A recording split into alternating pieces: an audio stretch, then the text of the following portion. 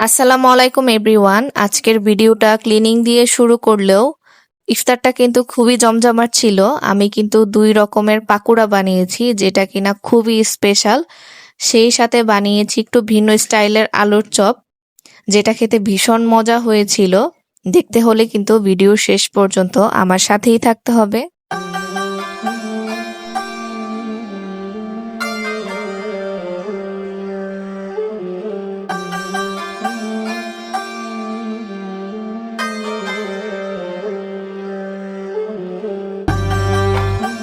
রোজা রেখে আমরা অনেকেই ভাবি যে আজকে আর কাজ না করি হয়তোবা ক্লান্ত হয়ে যাব, কিন্তু আমি চেষ্টা করি প্রতিদিন একটু একটু করে কাজগুলো গুছিয়ে করতে, বিশেষ করে পরিষ্কার করার কাজগুলো। এতে করে আপনার পুরো বাসাটাই ঝকঝকে মনে হবে। আজকে হঠাৎ করেই আমার ডিনার ওয়াগনের মিররটা চোখে পড়েছে, পরে দেখলাম বেশ ময়লা হয়েছে। এটাকে আজকে ক্লিন করে নেই। আসলে বাসার মধ্যে আমার ড্রয়িং আর ডাইনিং রুমটা যদি ক্লিন থাকে তাহলে আমার মনে হয় পুরো বাসাটাই ঝকঝকে হয়ে গিয়েছে। রোজা রেখে আপনারা তেমন কাজ না, ক্লিনিং এর পিছনে যদি 15 মিনিটও সময় দেন তাহলে দেখবেন আপনার বাসাটা ঝকঝকে হয়ে গিয়েছে। আসলে সব কাজ যে একদিনেই করতে হবে এমনটা নয়, একটু একটু করে কাজগুলো গুছিয়ে করলে অনেকটা কাজই এগিয়ে থাকবে আর বাসাটাও খুবই সুন্দর থাকবে। আমি মনে করি চোখের শান্তি হচ্ছে বড় শান্তি। রান্নাঘরে ঢোকার আগে যদি এই জায়গাটা ক্লিন দেখি, গুছানো দেখি, আমার নিজেরই ভালো লাগে। অনেকদিন হয়ে গেছে ওভেনের ভেতরটাও পরিষ্কার করা হয় না। পরে ভাবলাম যেহেতু আজকে ওয়াগনের এরিয়াটুকু পরিষ্কার করে নিচ্ছি, এখন ভিতরটাও আমি ক্লিন করে নিব খুব সুন্দর করে।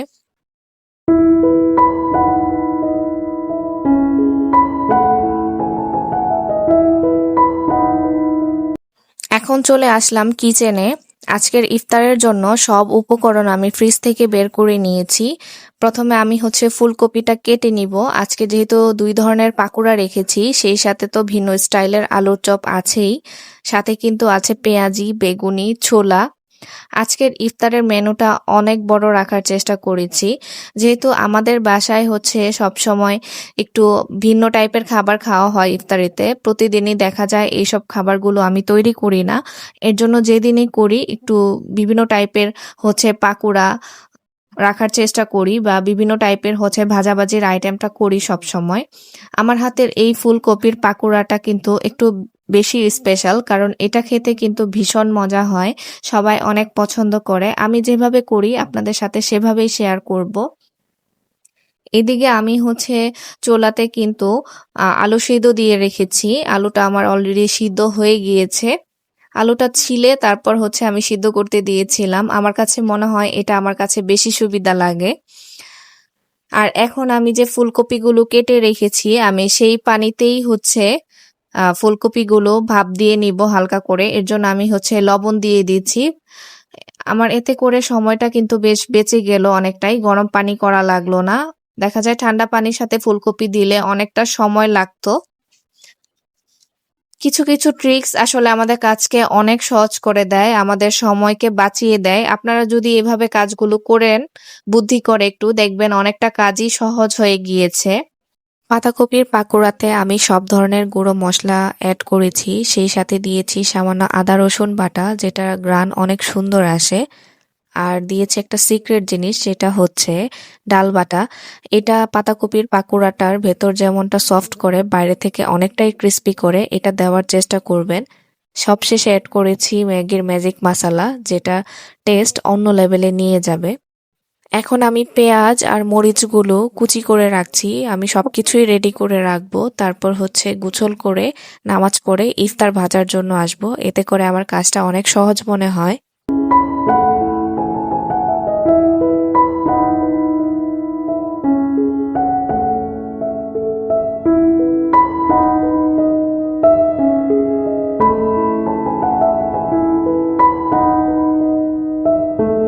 এখন হচ্ছে আমি ডালের পেঁয়াজিটা রেডি করে নিচ্ছি। এটা কিন্তু ইফতারে না হলে চলেই না। এটা সবার ঘরে ঘরেই তৈরি হয়ে থাকে ইফতারের টাইমে, কারণ এটা টেস্ট তো অন্য লেভেলের। আর যখন তেলে ছাড়ি তখন যেই শব্দটা হয় সেটাই কিন্তু আসলে ইফতারের সিগন্যাল দেয়। ফুলকপির পাকোড়া বানাতে গেলে একটা বিষয় সবসময় মাথায় রাখবেন, এটা যখন ভাপ দিবেন তখন এটা কিন্তু বেশি সিদ্ধ করা যাবে না, তাহলে ভাজার সময় কিন্তু নরম হয়ে যাবে, খেতে ভালো লাগবে না। এখানে আমি সব গুঁড়ো মশলাই অ্যাড করেছি, সাথে অ্যাড করেছি হচ্ছে ম্যাগির ম্যাজিক মশলা। ইহানের বাবাকে বলেছিলাম পাঁচফোড়নের একটা প্যাকেট আনতে গুঁড়োটা, কিন্তু সে আস্ত পাঁচফোড়ন নিয়ে এসেছে, কিন্তু কি আর করব, পরে আমি হচ্ছে ব্লেন্ডারে এটাকে গুঁড়ো করে নিয়েছি। এই তো এখন আমি সবকিছু রেডি করে নিয়েছি, আলুটাও রেডি করে রেখেছি, ছোলা নামিয়ে রেখেছি, বেগুনটা কেটে আমি লবণ পানিতে ভিজিয়ে রেখেছি, বেসনের ব্যাটারও তৈরি করে রেখেছি। আর এখন আমি গোসল করে নামাজ পড়ে তারপর আবার কিচেনে চলে এসেছি।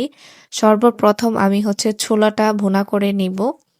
এখানে তো আমি সব ধরনের মশলাই অ্যাড করছি ছোলাতে, আর সবশেষে আমি অ্যাড করব হচ্ছে পাঁচফোড়ন, যেটা দিলে ছোলার টেস্ট কিন্তু বেশ ভালো লাগে আমার কাছে।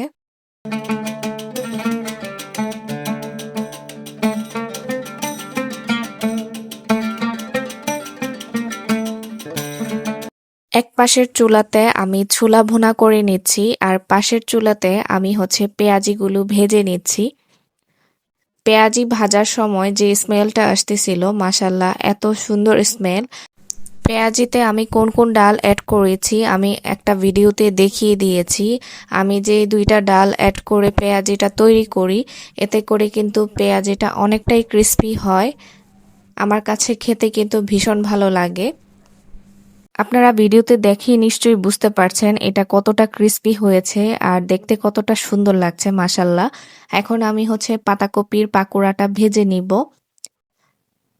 এটাও ভীষণ মজা হয়েছিল আসলে। ভিডিওর শুরুতেই বলেছি আজকের আলুর চপটা আমি একটু ভিন্নভাবে তৈরি করেছি। এখানে আমি কাঁচা পেঁয়াজ আর কাঁচা মরিচ নিয়েছি, সেই সাথে যে গুঁড়ো মশলাটা অ্যাড করেছি সেটা হচ্ছে পাঁচফোড়ন। এটা যারা খেয়েছেন তারা তো খেয়ে জানেনই আসলে এটা টেস্ট কেমন। যারা এখনো ট্রাই করেন নাই তাদের আমি বলবো একবার হলেও ট্রাই করতে, কারণ এটার টেস্ট আসলেই ভিন্ন, এটা অনেক মজার। আসলে আমরা তো ইফতারিতে আলুর চপ সবসময় বানিয়ে থাকি, প্রতিদিন একভাবে বানিয়ে খেলে অরুচিও হয়ে যেতে পারে। এর জন্য আমি বলবো একটু ভিন্নতা আনার চেষ্টা করবেন, এতে দেখবেন আপনাদের ইফতারটা কিন্তু বেশ জমে যাবে।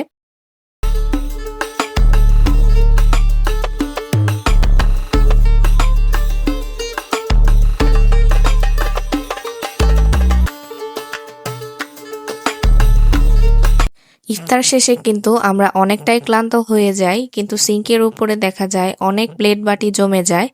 এই কাজটাকে আগিয়ে রাখার জন্য আমি বলবো ইফতার ভাজার সাথে সাথে এক দুইটা করে প্লেট বাটি সব ধুয়ে রাখবেন, এতে করে আপনার অনেকটাই সুবিধা হবে। আর এখন আমি কিন্তু ফুলকপির পাকোড়াগুলোও ভেজে নিয়েছি, আর এখন এদিকে আমি হচ্ছে বেগুনিগুলোও ভেজে নিচ্ছি। কথা বলতে বলতে কিন্তু আমি ভিডিওর শেষ পর্যায়ে চলে এসেছি। এই পর্যায়ে এসে আমি বলবো যারা এখন পর্যন্ত আমার ভিডিওটি কন্টিনিউ করছেন, প্লিজ আমার ভিডিওতে লাইক দিতে ভুলবেন না। সেই সাথে কমেন্ট করে জানাবেন আজকের ইফতারের আইটেমগুলো আপনাদের কাছে কেমন লেগেছে। রোজা আমাদের ক্ষুধা সহ্য করতে শেখায় না, সেই সাথে কিন্তু নিজেকে গড়ে তুলতেও শিখিয়ে থাকে। সব কাজ একদিনে নিখুঁত করতে হবে না, অল্প অল্প চেষ্টা আর নিয়তটা ঠিক থাকলেই যথেষ্ট। আজ যতটুকু পেরেছি করে নিয়েছি, আগামীকাল ইনশাল্লাহ আরো ভালো কিছু করব। সবশেষে বলবো নিজের খেয়াল রাখবেন আর পরিবারের যত্ন নিবেন, আর আমাদের জন্য কিন্তু অবশ্যই দোয়া করবেন এই রমজান মাসে। যে যত পারেন বেশি বেশি করে আল্লাহর কাছে ক্ষমা চাইবেন। কথা বলতে বলতে আমি ইফতারের প্লেটারটা রেডি করে নিয়েছি, মাশাল্লাহ দেখতে কতটা সুন্দর লাগছে। বছরের একবারই কিন্তু আমরা এই প্লেটারটা রেডি করতে পারি, আর অন্য টাইমে এই প্লেটার রেডি করতে গেলেও মানে এখনের মতো খেতে কিন্তু এতটা মজা লাগে না। আজকের মতো বিদায় নিয়ে নিচ্ছি, দেখা হবে অন্য আরেকটি ভিডিওতে। আল্লাহ হাফেজ।